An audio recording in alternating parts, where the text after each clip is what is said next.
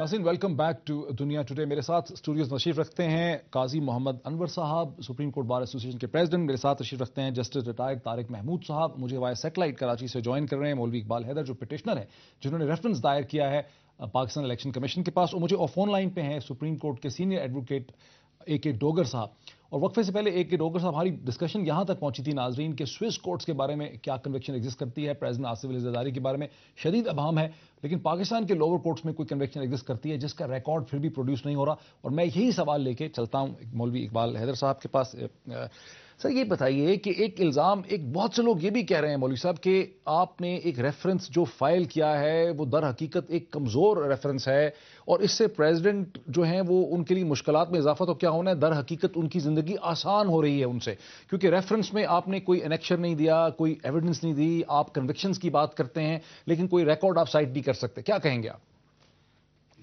जनाब, बात यह है कि ये 10 सफ़हात पर मुश्तमिल रेफरेंस है। इसमें आप जो रिकॉर्ड्स की बात करते हैं उसमें एक एक बात को मैंने मेंशन किया हुआ है। इवन के सुप्रीम कोर्ट में जो जस्टिस बशीर जहांगीरी साहब की सरबराही में जो इनको एक्विट करा, रिमांड किया गया था इनके केसेस का, SGS का, उसका भी मैंने जिक्र किया है। स्विस कोर्ट का भी जिक्र किया है। अगर स्विस कोर्ट के अंदर कोई इनकी कन्विक्शन नहीं थी तो मलक कयूम साहब वहां क्या लेने के लिए गए थे और किस लिए सुप्रीम कोर्ट ने NRO केस में मलक कयूम साहब के खिलाफ एक्शन लेने की बात की है? ये क्यों उन्होंने, सुप्रीम कोर्ट ने कहा है कि जो है ये भेजा जाए और ये वहां पर जो है सुप्रीम कोर्ट ने अभी ये सारी बातें की है ना। और आप कहते हैं कि ये रेफरेंस कमजोर है। अगर इतना कमजोर है तो फिर हुकूमती हलकों में या आसिफ जरदारी साहब के जो भी लोग हैं उन्हें परेशानी क्या है? वो आके कहते हैं हाँ जी स्क्रूटनी के टाइम ठीक है हमने NRO का फायदा लिया था लेकिन हम कन्विक्टेड नहीं है और हमारी ये चीजें, साफ सुथरे आदमी को कोई परेशानी है ही नहीं है। और अगर उन्हें कोई परेशानी नहीं है तो लेट देम प्रोसीड दी रीस्क्रूटनी प्रोसेस। जिस नैब के जिस फैसले की तरफ आप इशारा कर रहे हैं, नवंबर 2005 के जिस फैसले की तरफ इशारा करते हैं, उस फैसले की भी तो कॉपी आपने नहीं लगाई साहब। सब बात यह है कि जब ये प्रोसीड होगा ना मैं सब लगाऊंगा। मेरा तो सिर्फ इतना सा मुतालबा है कि जिस वक्त स्क्रूटनी हुई थी सितंबर 2008 में, उस वक्त NRO फील्ड में था या नहीं था? और अगर फील्ड में था तो जाहिर है वो एक कंडीशनली था। और मैं सिर्फ इतनी सी तो रिक्वेस्ट कर रहा हूं कि उसको रीस्क्रूटनी कर दें, उसको रीस्क्रूटनी कर दें। मौलवी साहब, आपके मौक़िफ़ को हम समझ गए। इस प्रोग्राम में हम इस मौके पर डिस्कशन को आगे लेके चलते हैं। हमें कराची से वाया सैटेलाइट ज्वाइन करने का बहुत शुक्रिया। नाज़रीन, सुप्रीम कोर्ट बार एसोसिएशन मुल्क में हुकूमत के खिलाफ एक हिमागीर तहरीक चलाने की बात कर रही है। Prime minister of Pakistan Yusuf Raza Gilani sahab कहते हैं कि इदारों के दरमियान कॉन्फ्लिक्ट की कोई पॉसिबिलिटी नहीं है। सबसे पहले सुनते हैं प्राइम मिनिस्टर यूसुफ रज़ा गिलानी साहब का एक छोटा सा इख्तिसाब सुनते हैं उनकी स्पीच से यस्टरडे का, फिर हम डिस्कशन को आगे बढ़ाते हैं।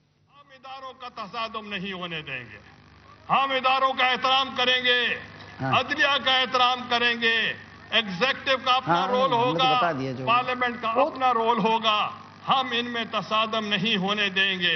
आज वो कुछ ऐसे भी नादान लोग हैं जो ये समझते हैं कि शायद हमारा तसादम होगा और हम कहेंगे फौज को कि आप वापस आ जाएं। मैं समझता हूं कि वो बहुत गलत फहमी में हैं। अच्छा काजी साहब, आपने दो दिन लगे आप लोगों को ये फैसला करते हुए। पहले ये आया खबर कि सुप्रीम कोर्ट बार एसोसिएशन जो है वो गौर और फिक्र कर रही है। फिर आपने लॉयर्स की कोऑर्डिनेशन काउंसिल जो है उसका आपने एक इजलास किया, उसकी मीटिंग हुई और उसके बाद ये फैसला हो गया कि आप लोग 28 जनवरी को एक हड़ताल जो है मुल्क में हुकूमत के खिलाफ इस इशू पे करेंगे, जिसमें 3 आपकी चीज़ें सामने हैं। एक, आप लोगों ने बड़ा इंटरेस्टिंग आपने कहा गवर्नमेंट जो है वो कॉन्स्पिरेसी कर रही है to divide the judiciary and the executive और अदारों में एक तसादम पैदा कर रही है। फिर आपने कहा कि कोर्ट के जो डिसीजंस हैं NRO के हवाले से उसको इंप्लीमेंट आप लोग करवाएंगे, वहाँ मसला है, और जजेस की अपॉइंटमेंट। ये 3 इशूज़ मेरे जहन में समझ आते हैं। प्राइम मिनिस्टर को आपने सुना वो कह रहे हैं कि जनाब ये सब लोग जो सोच रहे हैं कि इदारों का तसादम ऐसी बात नहीं है, हम तो इंप्लीमेंट करवाएंगे सारे। मसला है कहाँ? देखिए, बात ये है, पहली बात तो ये 2 दिन वाली बात नहीं है। एक है सुप्रीम कोर्ट बार एसोसिएशन, वो डिस्टिंक्ट इंस्टीट्यूशन है। एक है हमारी नेशनल कोऑर्डिनेशन काउंसिल। ये नेशनल कोऑर्डिनेशन काउंसिल जो है ये 9 मार्च के उसके बाद इसका अपना वजूद है। इसमें तमाम हाई कोर्ट्स के प्रेसिडेंट, सुप्रीम कोर्ट का प्रेसिडेंट, पाकिस्तान बार काउंसिल, सूबाई बार काउंसिल्स के वाइस चेयरमैन, एग्जीक्यूटिव चेयरमैन और प्रिंसिपल सीट्स के डिस्ट्रिक्ट। झगड़ा कहाँ है सर? मेरा सवाल ये झगड़ा कहाँ है? नहीं, मैं बताता हूँ। प्राइम मिनिस्टर कह रहे हैं झगड़ा कोई नहीं, हम इंप्लीमेंट भी कर रहे हैं। मैं यही आपको बता रहा हूँ सर। प्राइम मिनिस्टर के इस कहने से कि हम अदलिया का एहतराम करते हैं, उन्होंने कहा हम तसादम नहीं होने देंगे। وہ تصادم کر رہے ہیں. تصادم کس کو کہتے ہیں؟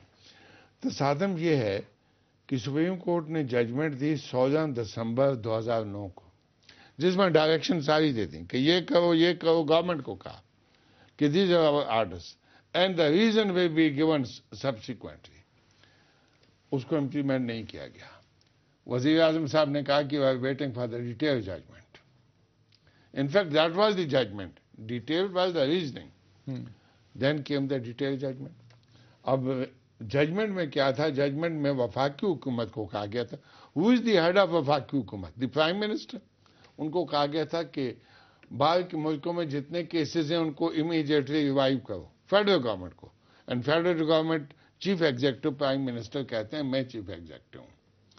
اور وہ جب گئے تھے جرمنی تو وہاں انہوں نے کہا کہ I am the prime minister, I am the chief executive. یہ کہنے کی ضرورت نہیں تھی.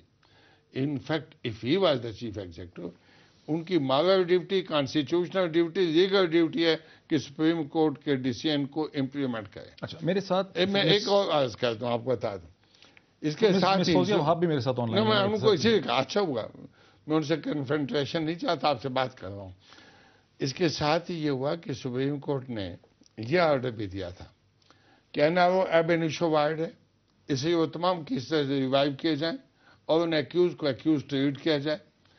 ڈیٹیل ججمنٹ میں سپریم کورٹ نے یہ بھی کہا کہ نو باڈی از امیون اور immunity he has to claim, اور یہ ڈٹرمن کرے گی کورٹ، کنسرن کورٹ، کہ وہ امیون ہے یا نہیں ہے. اب ان باتوں پہ یہ کہنا، اور وزیر اعظم صاحب نے اس کو ڈگری بھی دے دی کہ president is immune, is not answerable. Supreme court کہتی ہے دیر از نو امیونٹی ٹو اینی باڈی. اس کے جواب میں جو آپ لوگوں نے تحریک کی بات کی ہے، مس فوزیہ وہاب نے جو کامنٹ کل کیا ہے، مس فوزیہ وہاب ہمارے ساتھ آن لائن بھی ہیں، لیکن ذرا کامنٹ میں آپ کو سناتا ہوں پھر مس فوزیہ وہاب سے بھی بات کریں. اسٹرائک کالز تو پتہ نہیں کتنی آئی اور کتنی گئی ہیں.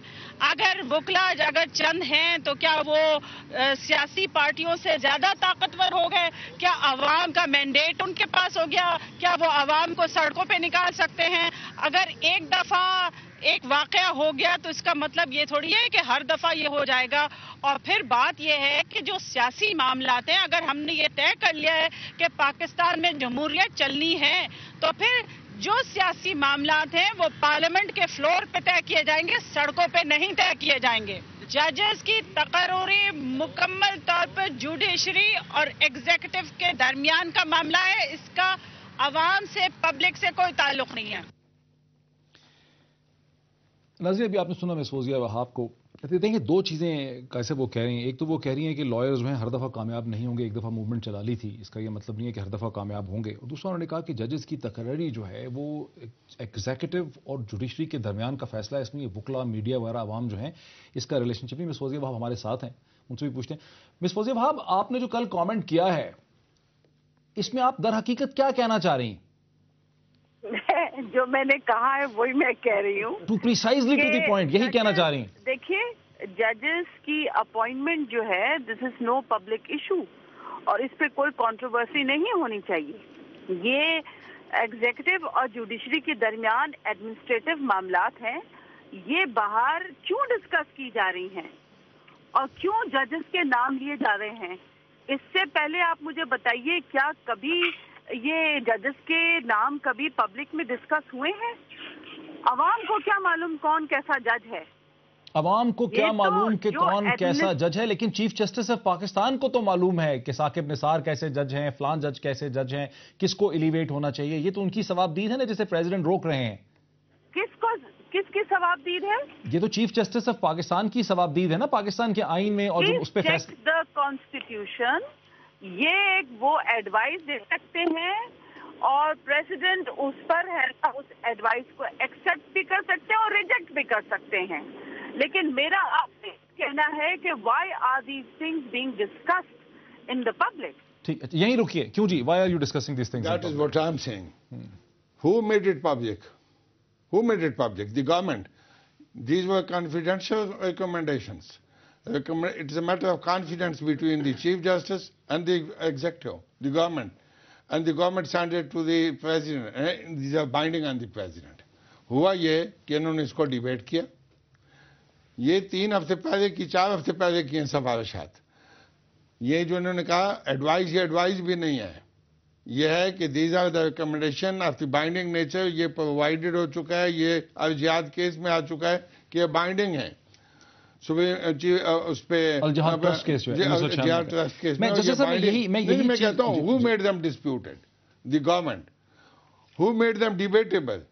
ڈیبیٹ کس نے شروع کیا ہے؟ گورنمنٹ نے، کہ جی ثاقب نثار کی جگہ خواجہ شریف کو آنا چاہیے. تو یہ کہہ رہے ہیں کہ ہمارا فیصلہ ہے، وہ کہہ رہے ہیں کہ جوڈیشری اور حکومت کے درمیان یہ کس نے ڈسکلوز کیا کہ جی ثاقب نثار کا نام آیا؟